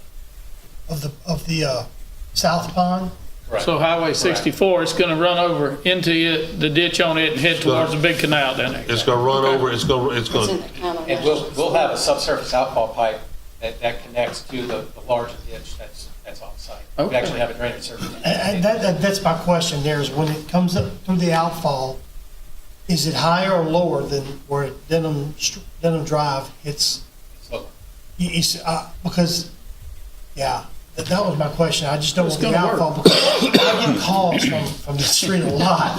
Yeah. And it really, I don't know, just old design or belly in it or what, but I guess my question is, so you looked at, you think it's possible that you're taking some of the water from the street? I guess, I know it's not your area you're looking to design, but can you look at it and see if it's possible to take some of the water from this Denham Street? It's not. It's obviously outside the scope of what we're doing. I know that, and I'm asking you to really reach out here to help me solve some problems here. I don't know, I mean, from a layman's deal, you're looking at the water from Denham flows towards 64 across a flat field that's overgrown, and so it doesn't flow very well. When you build this thing and do the retention in the back, then you're basically, when that water leaves Denham Drive heading that direction, it's going to then be diverted into the retention pond before it goes to 64, instead of being stagnant across that field. So it should, in theory, improve the drainage. It should. In their backyard. It should take the water off there, because their backyard was draining into something that didn't drain, so it held water. But when you come make these improvements and dig the retention pond, then in theory, their backyard should drain better. So are y'all gonna have subsurface drainage along your fence, catching No, it? I think it looks like a swell ditch. We've actually got both. Because of the very flat grades, we'll have a drainage swale along the property line, and we'll have inlets placed in that swale. Ma'am, I had this same issue. I called Sam a dozen times at Dollar General at the corner of Arnold Road and Dunn Road. And the people were worried to death. I kept going to see the people living right there, and I kept calling Sam. I said, Sam, man, it don't look like this is gonna work. And he goes, if it's on that plan and they said it's gonna work, it's gonna work. It's the driest spot on the end of that road. Good. I've never seen water. It'll hit that retention pond, it hits that ditch down to the canal, and it's gone. The man's yard, he couldn't walk in his yard when it was just a field, and now he's got subsurface drainage catching the water out of his yard, putting it in the retention pond. So, yes, it's a maybe, but it's a very educated maybe. They're doing the job. This engineering firm is, Mr. Sam, they say, hey, y'all gonna do this, because Scooter's gonna call me. Gotcha. I'm gonna call him anyhow. That's our biggest concern, mainly because we flooded. No, it is. It's everybody's concern. Always, But it's bound to improve, because think it you will. couldn't drain, if your water was going across that field to 64, it wasn't going. And so with the development, even though they're gonna elevate the store, and so it might be higher than you, the water's gonna go into the retention, which in theory should take it out of there. In theory. And then the other concern, you got 8-foot fence, It was you're gonna designed- have, Yeah. dumpsters and things in it. That's our next Well- concern, is the dumpsters, the smell. Well- We're trying to make sure the noise, because like I said, we're a retired street. Yeah, yeah. One more question. Is there a gravity drainage district involved with this? Yeah, it's gravity one. How do they feel about this? I was going to speak on that. Oh, pardon me for jumping in. That's good, good question. But Look. those, there's a lot of concerns for them. This is an Associated Grocer, right? Oak Point's an Associated Grocer that Yeah, backs right up Carter to is. the Live Oak Village, and we don't have any issues. Live Oak Village But has some drainage we're issues, gonna but they were, have they, phase those, two. We're not having High Neighbor on our backside. We got a strip center going on our backside. well, I guess what I'm telling you, there's There's a strip center behind, they got both. Live Oak Village has a supermarket that backs up to them, and then the strip center associated with the shopping center backs up. And the drainage issues that they have were actually somewhat improved by the shopping center. Now, at least we got a project going that's gonna solve that issue, but my sister, my brother-in-law, I mean, my stepbrother and sister-in-law living there. And so far as noise or odor or whatever, there's never been a complaint about the shopping center situation. So, you know, you end up with an 8-foot fence that you end up? Yeah. We've You know what actually I- requested from Sean to see if we get an appearance of a 10-foot. A 10-foot. Look, So maybe that can help. They willing to work, I guarantee you. Yeah. This is gonna be a big development. It'll be great for y'all.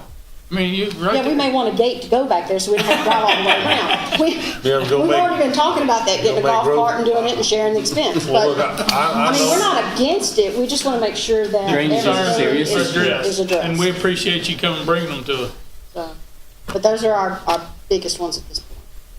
And mainly the traffic on our street is just, we're not sure how that road's gonna work with 16, it's just gonna be a nightmare. The traffic on your street, I'm gonna be honest with you, they did a safety study on 1019, I went to a state meeting when they talked about it, and that intersection came up of Lockhart and Magnolia Beach and 16, and everything they looked at is a fake. So it's not gonna get any better. We know. I mean, they've looked at circles, everything is a fail, and they have no idea how Well, to I think improve our it. other concern is the speed limit on our street is 15 miles an hour, kind of like Plantation Estate. We have speeders. We understand that. We'll park out in the street and block them. But our thing is that, well, it works. Yep. But our concern is the big trucks trying to get around because they're blocked off at the red light. Or at 5 o'clock when you got rush hour traffic, everybody's like, not going that way, and cutting down the That's a street. parish road, isn't it? Yeah. We can make it a no, I mean, is it a no, if we could easily by ordinance make it a no truck road. I mean, and solve that issue. That would be You know, great. You could. That I would mean, be if great. that becomes a concern, I mean, it's easy to take the trucks off a parish road. It's Not on a day-to-day impossible to take them off a state road, but it's easily taken off a parish road. Am I right saying? If you say you want to make that can't no take truck trucks road, off let Parish me know, Road. and I'll put it on the Definitely. agenda, we'll Can't get take, that. take trucks I off would of Parish Road. appreciate that. That would be Absolutely. great. I've tried. We have trouble with even the school buses But, going too fast. but talk to the neighbors, and I'll walk the street with Can't do you. that. That'd be great. I've already been up and down the street just today alone. Trying to- Yes, trying just to- find out, and if y'all decide you want to do that, I'll be glad to put it on. That'd be great. Thank you. I think you pretty much covered it. All right, thank you, ma'am. Thank you. We're gonna eliminate the cut through. There's Well, this other is been trying to get the coverage, y'all. He can go out to Poise Club. My name is Uncle Miracle. I live at lot A1. I'm the first house when you turn off of Highway 16 on Denham Drive. On the right? On the right, yes. So you back up to the strip I center. back up to the strip center and the former American Gateway Bank. I bought the house in 2003 when they started building the bank. My issue, I understand they are, I talked to him when the original plan of plat came out and they changed it to accommodate drainage. My concern about this is, and this goes back to, I have the drainage plans for the original bank that showed that they were supposed to retain the water in their parking lot. And when you go out there and look at the plans versus what was built, they sloped the parking lot all the way to the back. They don't retain any water. It all goes out the back. On a very good rainstorm, it pools in my backyard. I can't use the last 10, 15 feet of my property for 3 days after it's rained. It's got to get enough sun. But on a real heavy rain, the water level rises, travels down the back of my property, then turns and goes down to Denham Drive, and which is already backing up. And, in a good rainstorm, my yard, 50% of my yard is always underwater. And then within, a few hours after the rain stops, it does slowly go away, but it sits there. So I'm concerned that obviously the bank was not built correctly and it got approved, for occupancy. What type of guarantee that I'm going to have that the shopping center will meet will be built properly? When was the bank built? I bought the property in 2003. The bank started being built around 2003, 2004. I'm not really sure when they started. It was an Alvin Fairburn project as well. If you look at the drainage impact study, they show only half of the lot from American Gateway Bank draining out the back, but in reality, the original drainage impact study shows 90% of the bank going out the back. And from the back of their curb to their parking lot, it's less than 6 feet. And they were supposed to build a dispersion swell down the back of their property and then on the side of my property, which never got built in the first How did it place. drain to that wet spot where they bring in that I mean, basically, You know where the cattails are? it holds water between the bank and the. Last night, to me, I gave him pictures showing the ponding in that area right there at the corner, because all the water, if you look at the bank, the parking lot's doing this, and all that water clusters right here. I mean, So they didn't build it according to the plans? They did not build it according So to the we plan. need good inspections on there while this is happening through the Right. whole stages. And I'm just worried that, I It's mean, I know changed a that lot since then. contractors don't. No, it You won't ain't happen. gotta worry about it happening. No, it's not gonna happen now. You don't have to worry about that. And like she was saying, our street, Denham Drive, is the only street that cuts. Once you get on River Road up 16 Yeah, that's closer, it. you go down River Road all the way to Magnolia Beach Road. Ours is the only street that goes from 16 to River Road. It's a 19-foot wide street. And when two cars go down that road, I'm putting my right tire on the dirt, and they're putting their right tire on the dirt. And if there's a mailbox, somebody stop it. And like she said, it's, when the traffic backs up at 16 due to a wreck, something, next thing you know, they turn on our street, and I'm the first house. I got a strip center at my house. I guarantee you they're doing 40 miles an hour by the time they pass my second property line. And with all the increased traffic, I can see, and I just think we need to look at that. Saying, do we have the original plans? I mean, do we have plans for 2004? Who was the parish engineer back then? Y'all?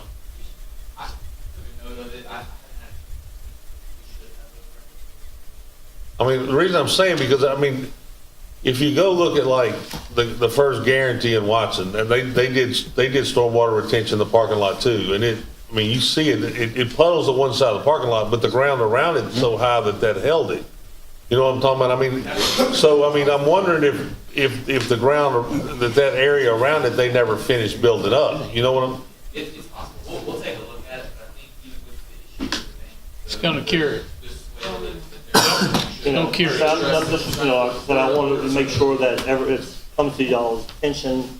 Like I said, I mean, every friend got there to take pictures and show you the big pole. It's all been coming to our attention, and we put it on Mr. Sam, and he makes sure it does right. Trust me, when they go do inspection, they do it because the Hebron Baptist Church thing came back to the other council because they took a shortcut on the parking, had to get a waiver. They picked up the fact that they didn't use the right material that the plans called for in their parking lot, and it came back to the previous council for resolution. So, I hadn't had any issues with the inspections in my district. They tend to do what the plan, they tend to be built according to the plan. Not once. Well, like I said, I don't know who was the inspector for the bank back then, but it wasn't built correctly. And I mean, I've got pictures and I can show you. Well, it's being looked at real hard now, I can tell you. Okay. So that makes us feel better when we call. We know it's. But if you see something when they building this, let John know immediately. Oh, I will. And he'll. Oh, yeah, you're welcome. We I appreciate haven't talked to him yet. I've been meaning to call him, but work has kept me pretty. Oh, you can't ever get him. Yeah, I know. That's what I've been told. What you do is you go by his house. That's hilarious. Floyd Younger said. Floyd Younger told you that? Yeah. He'll never return your calls. Yeah, well, he and I are on Good motorcycle. friends, huh? We're riding motorcycles. Yeah, I know. He told me. Floyd's- So, Is that the guy that works for quality too? that's what I have to say. Thank you, Council. Thank you, sir. Thank you. Any further discussion from the audience? I had to listen to him. I guess. You wasn't over there helping. Good evening. Good evening. My name is Barry Nararity. I'm on Lot C on those plans, that my property adjacent to the development there at my neighbors. Who's next door to Miss Parnell? And Make it plain. some of it's already been addressed, but my concerns too is the noise coming from this development with the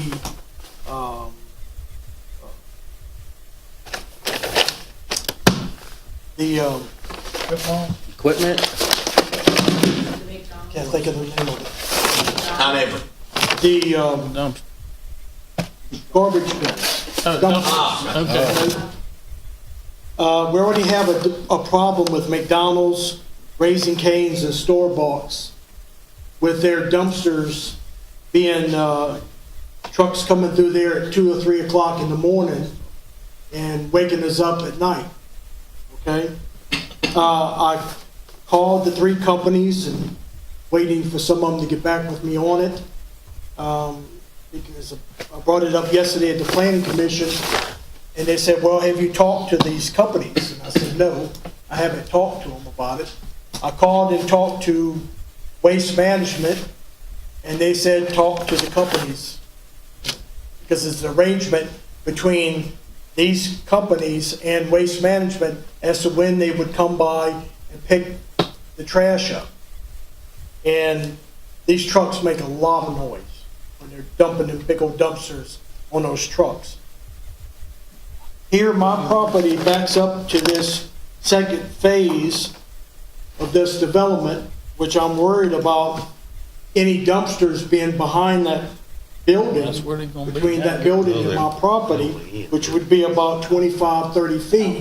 Mr. Mayor. I don't want the noise, the smell, or the trash that comes from these things near my property. I keep my property clean, grass cut, and a lot of these supermarkets and stores and all, if you've ever gone behind them, it's a mess. It's always a mess. That's true. I worry about rats, stray cats, the whole works.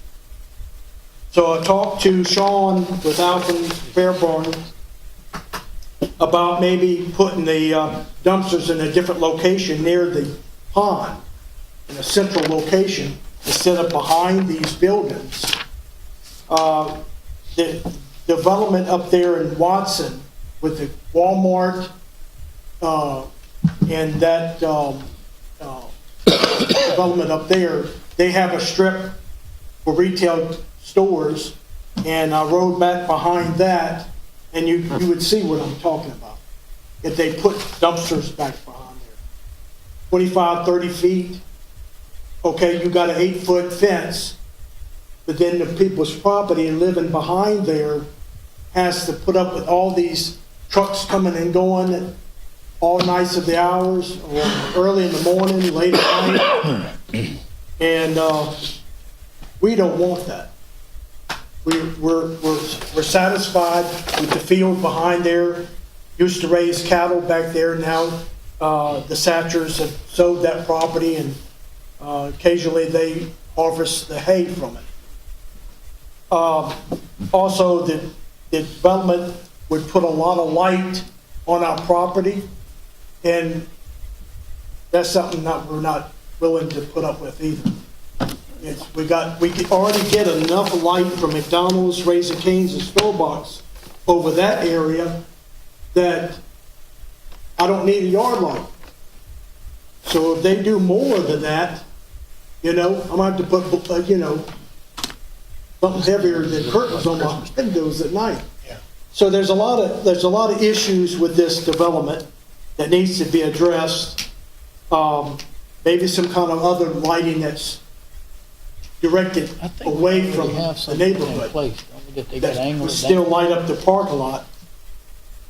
And yes, we do have an issue with the water issue coming down Denham Drive. It's horrendous that we get a little heavy rain and the water covers the streets. It's a major issue coming down Denham Drive. And it collects on the back part of our property also, next to that field. So that's some of the issues that we're having and worried about with this development. That was some of my major concerns. Okay. Appreciate that. John, do you think you might would set aside a time to go just to meet with these guys? I'll be glad to. I don't mind at all. I mean, what's the timeline on? Are y'all going? These are the preliminary plans that you have. This is the first step. With their site plan, what you do is you approve this, that gives them the opportunity to move forward with That's- drainage work, calculations,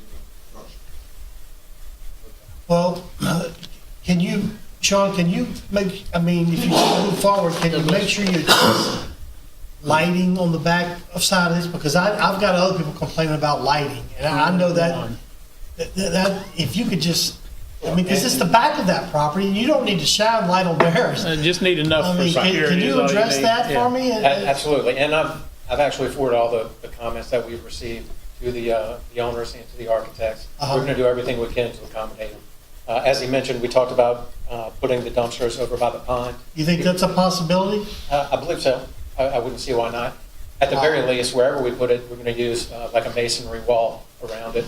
So it'd be enclosed, so Correct. the stink would be in and the trash would stay in?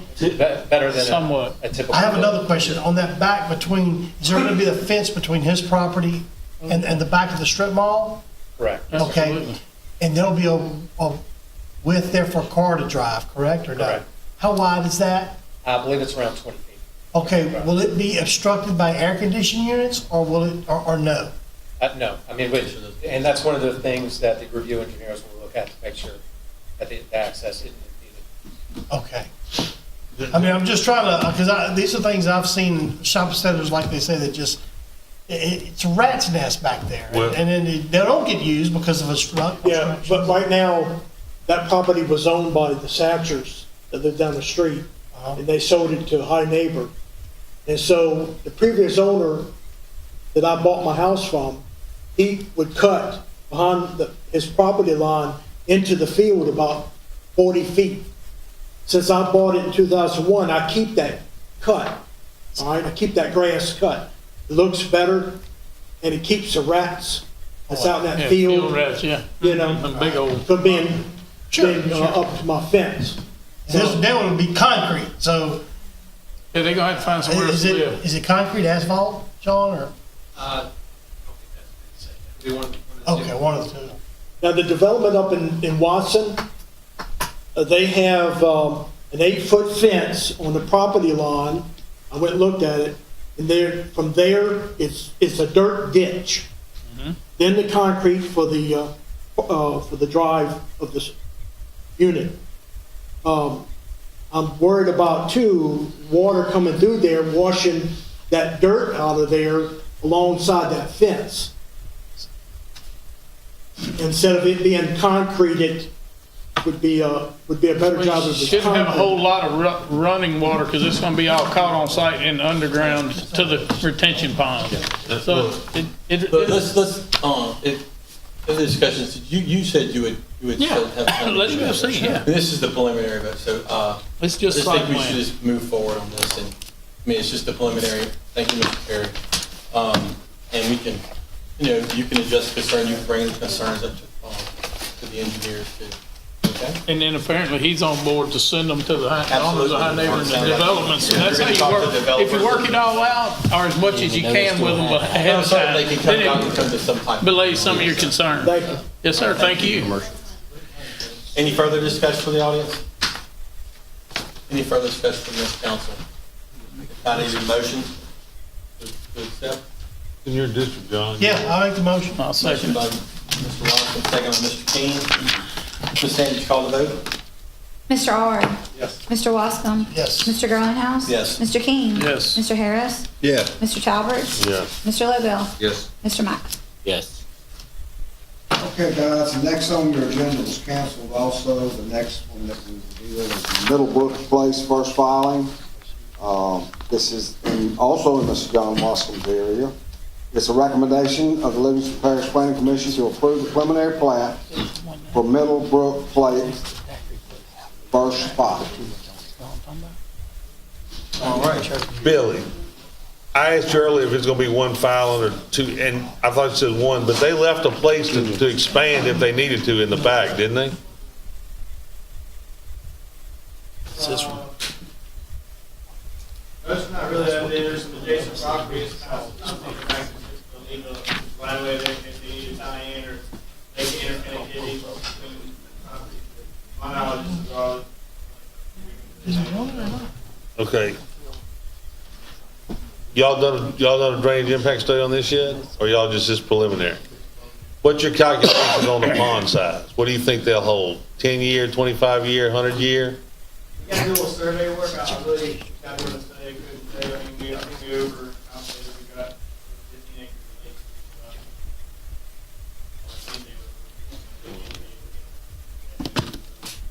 lakes. Okay. whatever the ordinance is. While you're on retention pond, does the depth of the retention pond have any bearing on anything? I mean, if you dug it 5 feet or 30 feet and you only needed 4 feet of freeboard and it was there, does it matter? Not below the static water surface. Okay. Depending on how deep the ditch is behind. Static water, you have it. Okay. Is it easier, if you stay out of the water table, is it easier to control the static water? Well, it depends where you dig that space. Most of the time, If you don't go and hit flowing water coming up, then it shouldn't make any it difference. shouldn't. But if you hitting some type of flow well, then It really it, just depends where you tie into, how deep the ditch is you're tying into. You want it to be as deep as possible. because I've got one in my district and I heard a concern about it. They dug it much deeper than what they had said. It's my house, water comes up the cow track. Yeah, that's true. Yeah, it's because you down there way down. But me and Kay went and looked at it yesterday, and I got some questions. I'm gonna call Is it Sam about it Middlebrook? next week. You know, Not Middlebrook, you can go to. It's not Middlebrook. Let's go. It's close. Any further discussion from the well, I just wanted to kind of echo a little bit of what Mr. Mack was asked earlier. Both these developments, these engineers had their hands full, the ones that's proposing this thing. Because you've got 3 sets of eyes looking at it. You've got not only Macklin Taylor, but that particular development's in a gravity drainage district. And also we have our review team that's got to look at it too, along with the high neighbors. You've got 3 sets of engineers that's looking at this thing. We will not do, we don't act until we have all 3 parties agree. And so far, we haven't, Lord only hopes, we don't want to flood anybody. Reality plays a bigger part than the kind of drawings or pencils that you can buy. But, we go through the motion of these reviews, and I think they do a good job. Appreciate that. I do too. And whenever there's changes, y'all bring it back and y'all re-review and Yes, sir. get it right. Preston has I think you're doing a great 351 job. questions. Yeah, I'll wait there. Not short emails. It's not a bad motion thing. to accept? I make the motion. Motion by Mr. Wasson, second by Mr. Ard. All right. All in favor, say aye. Aye. All opposed? Item J. Next, and I think the last one on the agenda is Bethany Church, Phase 1 and 2, preliminary site plan. This is also in a gravity drainage district. And in my district. This is also in Mr. John's district. It's a recommendation of the Livingston Parish Planning Commission to approve the preliminary site plan for Bethany Church, Phase 1 and 2. I make a motion. Motion by Mr. Wasson, I'll second. Second by Oh, Mr. never mind. You go ahead. Mr. Mack. Any discussion from the audience? Council. I have heard not one complaint from anybody on this. I really haven't.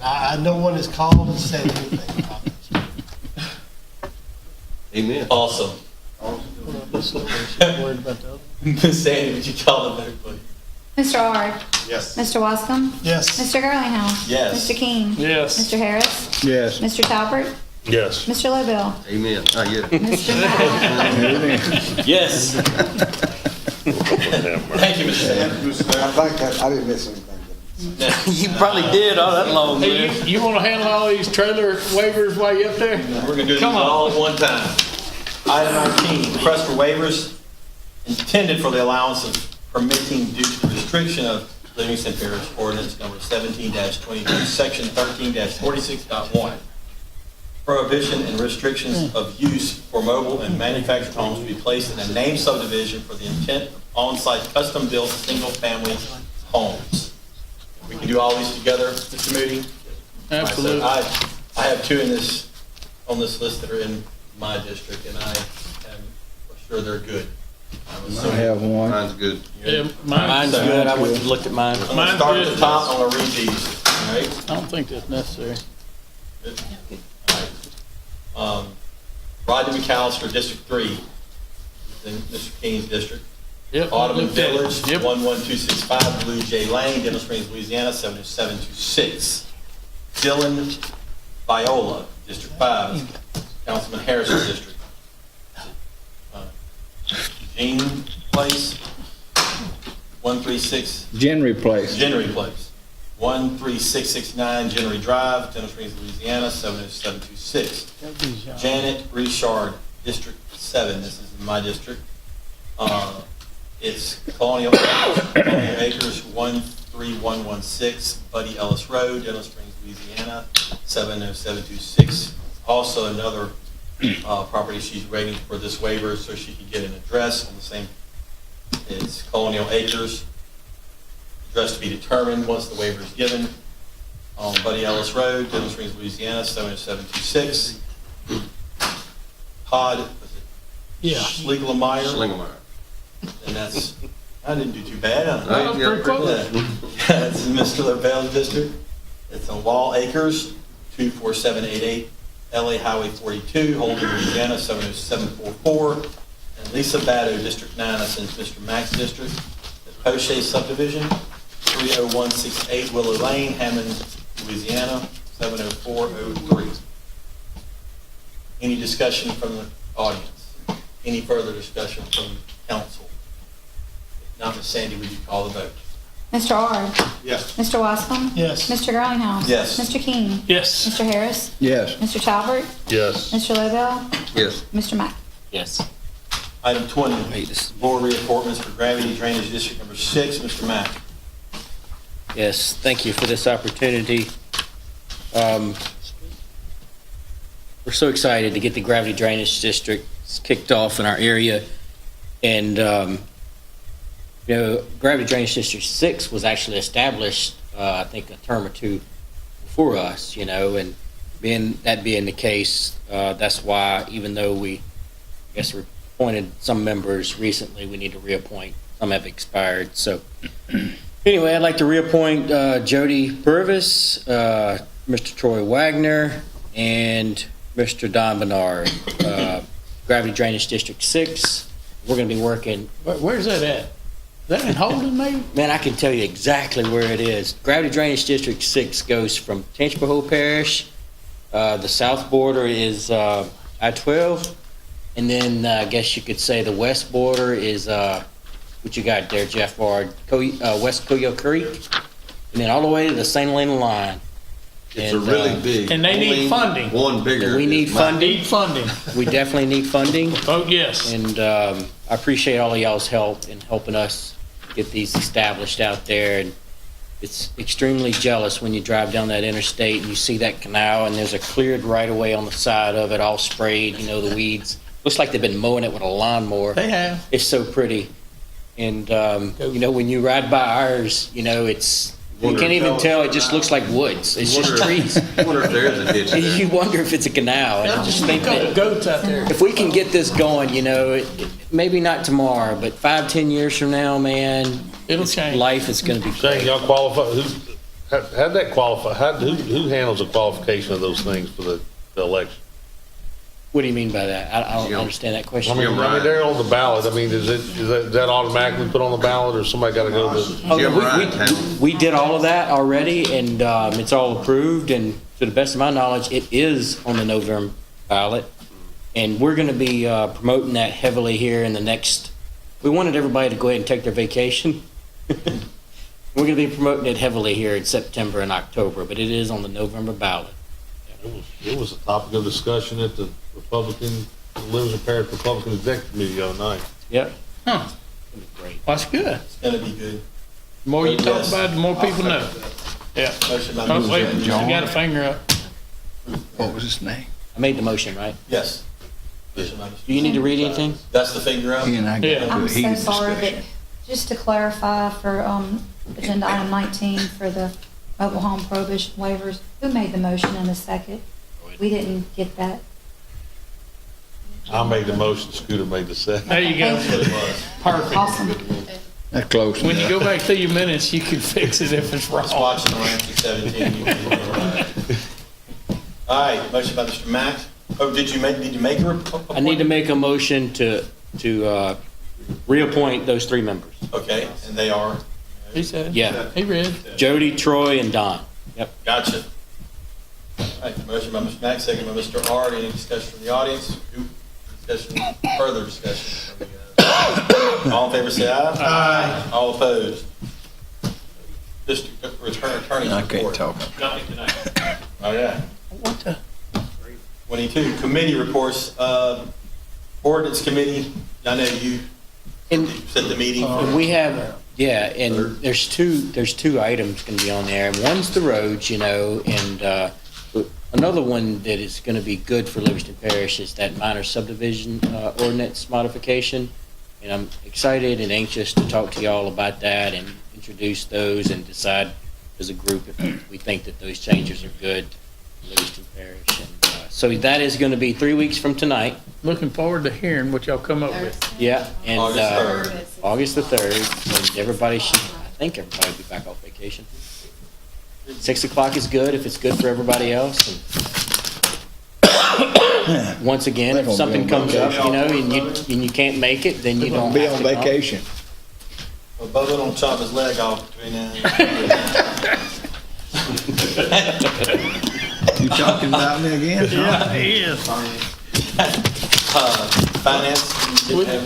Finance Committee gonna have a meeting in 2 weeks at 5:30, and right now the only things on the agenda is old business and new business. All right. That's what's always Got no business. So, item 23, councilman comments. Please let there be none. Motion to None. adjourn. Thank you. I offer a motion, we adjourn. Item 24, motion to adjourn. You ain't done yet. I second that. Motion. Need a motion. To what? He did. Done. Got a motion. Motion to adjourn by Mr. Watson. On his way second by out. Mr. Ard. Pick up the hammer. All in favor, say aye. Aye. All That opposed? wasn't right.